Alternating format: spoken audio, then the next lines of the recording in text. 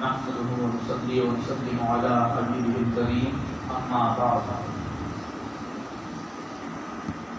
فأعوذ بالله من الشيطان الرجيم بسم الله الرحمن الرحيم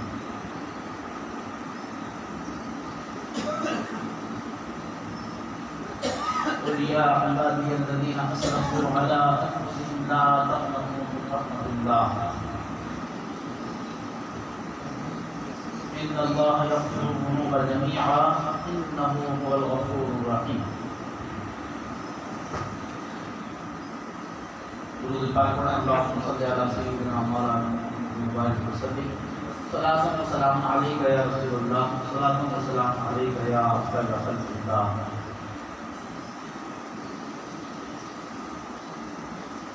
دیتا ہے کرم ان کا صدا مانگ ارے ماں. دیتا ہے کرم ان کا صدا مانگ ارے ماں. دیتا ہے کرم ان کا صدا مانگ ارے ماں. رحمت کا ہے دروازہ کھلا مانگ ارے ماں. رحمت کا ہے دروازہ کھلا مانگ ارے ماں. بھر جائے گا کشکول مرادوں سے تیرا بھی. بھر جائے گا کشکول مرادوں سے تیرا بھی. بن کر میرے آقا کا گلا مانگ ارے ماں. بن کر میرے آقا کا گلا مانگ ارے ماں. مایوس ہے کیوں یہ میرے لجپال کا در ہے.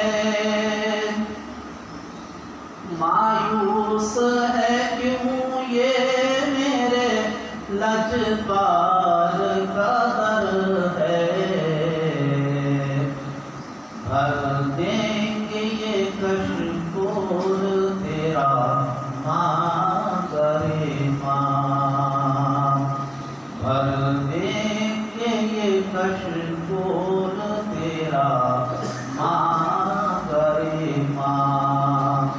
رحمت کا ہے دروازہ کھلا مانگ ارے ماں. سرکار سے سرکار کو مانگوں گا نیازی.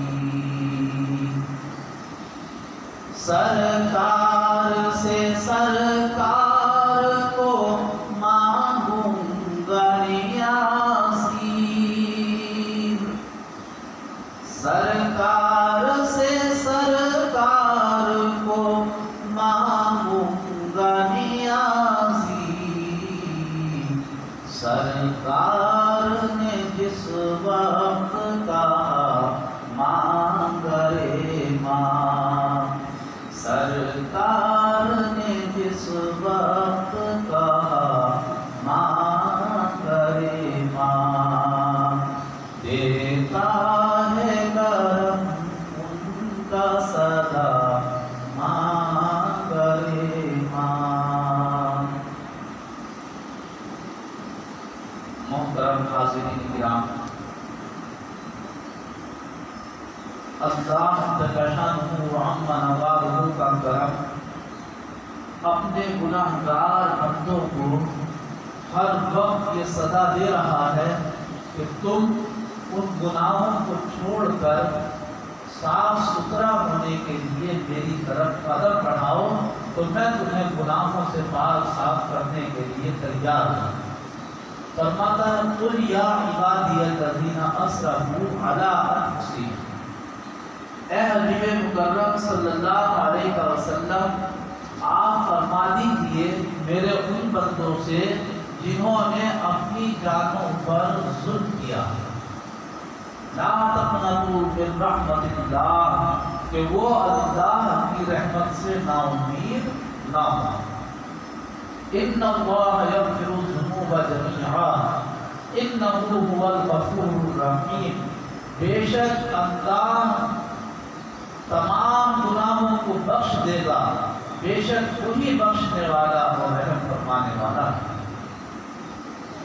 جناب رسالت مآب صلی اللہ علیہ وسلم ارشاد فرماتے ہیں، کل بنی آدم خطا وخیر الخطاؤون توابون، آدم علیہ السلام کی اولاد تو گناہ کرتی ہی ہے، لیکن شاندار اور بہترین گناہ گار وہ ہوتے ہیں جو توبہ کر دیتے ہیں۔ مشہور ہے کہ آدم کے بیٹوں سے تو خطا اور لغزش کوئی جاتی ہے، انسان ہے، بشر ہے، غلطی کا بنا ہوا ہے، اس سے غلطی ہو جانا، خطا ہو جانا کوئی تعجب کی بات نہیں ہے، لیکن کمال کی بات یہ ہے اس کے کہ جب اس سے کوئی خطا ہو، جب کوئی لغزش ہو، فوراً اللہ کے دربار میں آ جائے کہ مولا مجھ سے یہ گناہ ہو گیا، مجھ سے یہ خطا ہو گئی، تو نے تو مجھے صاف ستھرا بنایا تھا، تو نے تو مجھے پاک بنایا تھا، اچھی صورت اچھی سیرت کا حامل بنایا تھا، لیکن میں یہ غلطی کر بیٹھا ہوں، اب میں اس غلطی کو صاف ستھرا کرانے کے لیے تیرے دربار میں آیا ہوں، اپنے آپ کو بگاڑ دیا ہے، مجھے دوبارہ صحیح کر دیا۔ تو اللہ تبارک و تعالیٰ جس نے ہمیں پہلی مرتبہ صحیح بنایا ہے، ٹھیک ٹھاک بنایا ہے، جب ہم اپنے آپ کو کہیں نہ کہیں بگاڑ لیتے ہیں اور پھر اسی خالق حقیقی کے دربار میں جاتے ہیں، پھر اسی مالک کے پاس جاتے ہیں کہ مولا تو نے ہمیں بنایا لیکن تیرے بنائے ہوئے کو ہم نے بگاڑ دیا ہے، پھر دوبارہ اس سے صحیح کرانے کے لیے آئے ہیں۔ تو اللہ تبارک و تعالیٰ جتنی بار بندہ اس سے صحیح کرانے کے لیے اپنے آپ کو جاتا ہے، اتنی مرتبہ اس کو صحیح کر دیتا ہے، اس کو پاک صاف فرما دیتا ہے۔ یہ اللہ کے خاص کرم کی بات ہے اور اس کی عنایتوں کی بات ہے۔ تو سب سے بہترین شخص وہ ہے کہ جو غلطی کرے، خطا کرے اور توبہ کرے۔ اگر انسان غلطی کر لیتا ہے، گناہ کر لیتا ہے، تو اس کا نام کہاں لکھ جاتا ہے؟ داروغہ جہنم حضرت مالک کے پاس لکھ دیا جاتا ہے۔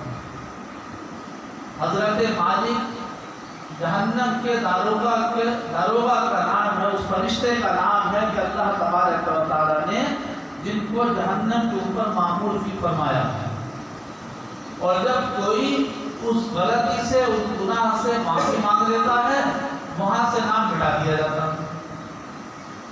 یہ ایام جو چل رہے ہیں ہمارے اور آپ کے درمیان، یہ اتنے شاندار ایام ہیں، اللہ کا اتنا خاص کرم اور انعام ہے ان دنوں کہ اگر کسی کے اوپر جہنم واجب ہو گئی ہو، اگر اس نے اپنے گناہوں کی وجہ سے جہنم کو اپنے اوپر واجب کرا لیا ہو، داروغہ جہنم حضرت مالک کے رجسٹر میں اپنا نام تک لکھوا لیا ہو، اور ان دنوں کے اندر وہ چاہے کہ جہنم کے رجسٹر سے میرا نام ہٹ دیا جائے، وہاں سے مٹا دیا جائے، تو اپنے مالک سے پھر التجا کرے اور گزارش کرے کہ اے اللہ میں نے خطا کی، میں نے لغزش کی، میں گنہگار ہوں، جس گناہ کی وجہ سے میرا نام وہاں پر پہنچ گیا ہے، اس سے میں التجا کرتا ہوں اور معافی مانگتا ہوں کہ داروغہ جہنم کے رجسٹر سے میرے نام کو نکلوا دے۔ تو اللہ تبارک و تعالیٰ ان دنوں رمضان المبارک کے اس آخری اشرے میں جہنم سے خلاصی کے لیے بالکل خاص طریقے سے ان دنوں کو بنا دیتا ہے کہ گناہ گار سے گناہ گار بندہ بھی اگر جہنم سے خلاصی چاہتا ہے، چھٹکارا چاہتا ہے، تو اللہ کی رحمت اس کو چھٹکارا دینے کے لیے تیار ہے۔ جناب نبی کریم صلی اللہ علیہ وسلم توبہ کرنے والوں کے سلسلے میں حدیث پاک میں ارشاد فرماتے ہیں، ایک مثالی واقعہ بیان فرمانے کے بعد کہ اللہ تبارک و تعالیٰ اپنے اس بندے سے اتنا خوش ہوتا ہے جو اس کے دربار میں توبہ کرتا ہے کہ جیسے مانو کہ ایک شخص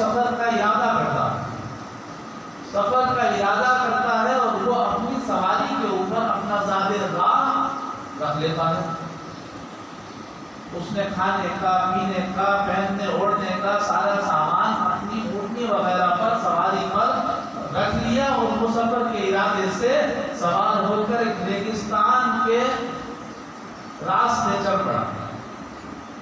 اب چلتے چلتے جب وہ تھک جاتا ہے، آرام کرنے کے ارادے سے وہ رکتا ہے، تو آپ مثال کے طور پر بیان فرما رہے ہیں کہ ریت کے ٹیلے سے وہ کمر ٹیک کر آرام کرنے کے لیے بیٹھتا ہے، اپنی سواری کو برابر کھڑا کر دیتا ہے۔ جیسے ہی وہ ٹیک لگاتا ہے، آنکھوں میں نیند آتی ہے، آنکھ کھول کر ذرا دیر کے بعد دیکھتا ہے تو اس کی وہ سواری غائب ہے، جس کے اوپر اس کی زندگی کا اور راستے کا سارا سامان ہے، وہ سواری اس سے اوجھل ہو گئی۔ اب چاروں طرف نظر دوڑا کر دیکھتا ہے تو وہ سواری اس کو نظر نہیں آتی، سوچتا ہے کہ پیدل چلوں گا تو کہاں تک چلوں گا، کوئی چیز نہ کھانے کی، نہ پینے کی، نہ کوئی ہریالی یہاں پر، نہ سایہ یہاں پر، جدھر دیکھتا ہوں موت ہی موت نظر آ رہی ہے، چلوں گا تو کتنا چلوں گا، چل کر بھی مر جانا ہے اور بیٹھے بیٹھے بھی یہاں پر مر ہی جانا ہے۔ لہذا پھر وہ دوبارہ اسی سوچ بچار میں آنکھیں بند کر دیتا ہے اور پھر اس کو غنود کی آ جاتی ہے، نیند سی آ جاتی ہے۔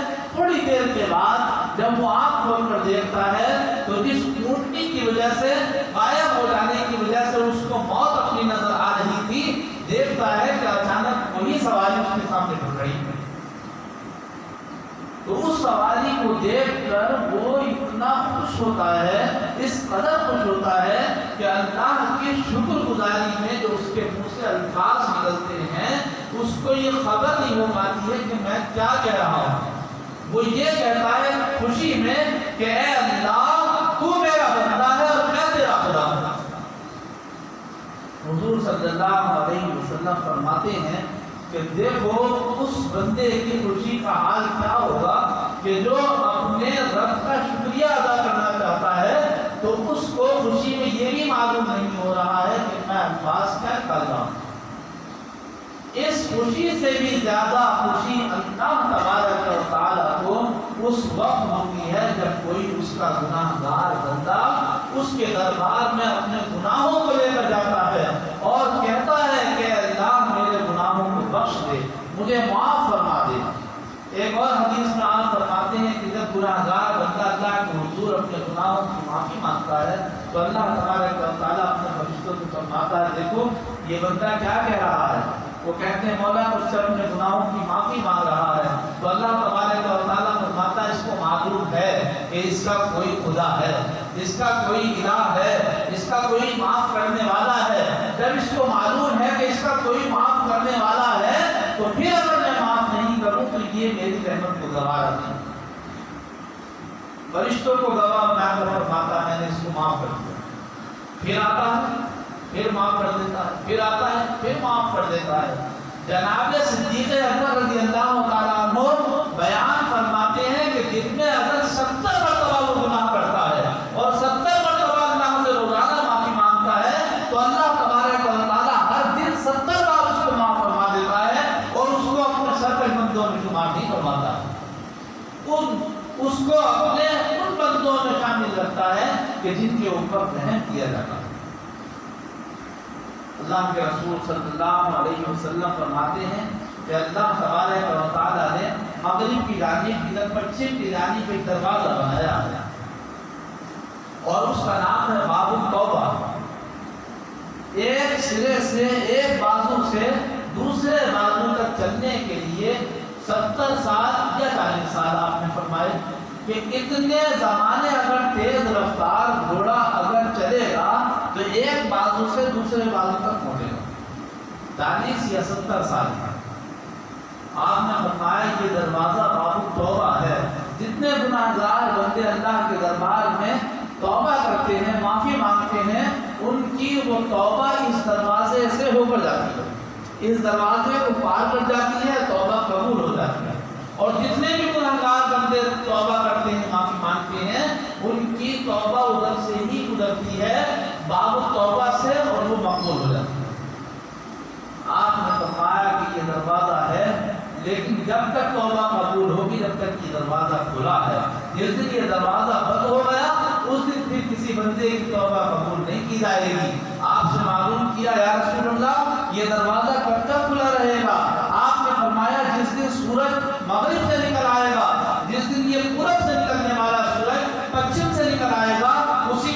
साथ कि तौबा का दरवाजा भी बंद कर दिया जाए। जब तक तौबा का दरवाजा खुला है, लोगों को चाहिए कि वो तौबा करें। इसका मतलब ये नहीं कि क़यामत से पहले सूरज निकलेगा पश्चिम से, तो जब तक सूरज निकलना बाकी है अभी मगरिब से, तब तक दरवाजा खुला है, तौबा कर लेंगे। अरे भाई, वो दरवाजा तो जब तक खुला है, लेकिन हमारी जिंदगी के दरवाजे का क्या भरोसा कि कब बंद हो जाए। तौबा का दरवाजा तो जब तक खुला है, जब तक सूरज पश्चिम से नहीं निकल रहा, लेकिन हमारी जिंदगी के दरवाजे का तो कोई पता ही नहीं कि रात को सोए और रात में किसी वक्त दरवाजा बंद हो गया, सुबह को किसी वक्त दरवाजा बंद हो गया। अभी अभी ये खबर मौसूल हुई कि हमारे इसी बस्ती के एक शख्स जो अपने बाहर कहीं रहते थे, रात को उनका 12 बजे इंतकाल हो गया। अच्छे खासे मामूली सी तबीयत खराब हुई, इंतकाल हो गया। जो शख्स रात को सो रहा है और सुबह को उठने की उम्मीद नहीं है, उसकी जिंदगी के दरवाजे के बंद होने के लिए हम क्या करेंगे? तो अपनी जिंदगी का दरवाजा बंद होने से पहले पहले हम माफी मांग लें, तौबा कर लें, ताकि उस बाबू तौबा से हमारी तौबा पार हो जाए और अल्लाह के दरबार में कबूल हो जाए। अल्लाह तबारक व तआला मुझे भी गुनाहों से माफी मांगने की तौफीक अता फरमाए। हमारी और आपकी सब की तौबा अल्लाह के दरबार में कबूल हो, ताकि अगर हमारे गुनाहों की वजह से हमारा नाम जहन्नम के दारोगा हज़रत मालिक के पास पहुंच गया हो, तो अल्लाह तबारक व तआला उनको हुक्म देकर जहन्नम से खलासी करा दे और वहां से हमारा नाम मिटवाकर दारोगा जन्नत हज़रत रिज़वान के पास लिखवा दे। जन्नत के दारोगा का नाम है रिज़वान। दुआ ये किया करें कि रिज़वान के रजिस्टर पे हमारा नाम लिखा जाए, मालिक के रजिस्टर से हमारा नाम मिटा दिया जाए। और वह अरहमुर्राहिमीन ज़ात इस बात पर कादिर है, अगर हमसे कितने गुनाह हो गए हों, लेकिन अगर हम माफी मांगे तो वो ऐसा करने पर कादिर है। वो अरहमुर्राहिमीन है। रब तबारक व तआला मेरे ऊपर भी करम फरमाए, आपके ऊपर भी करम फरमाए। आमीन या रब्बल आलमीन।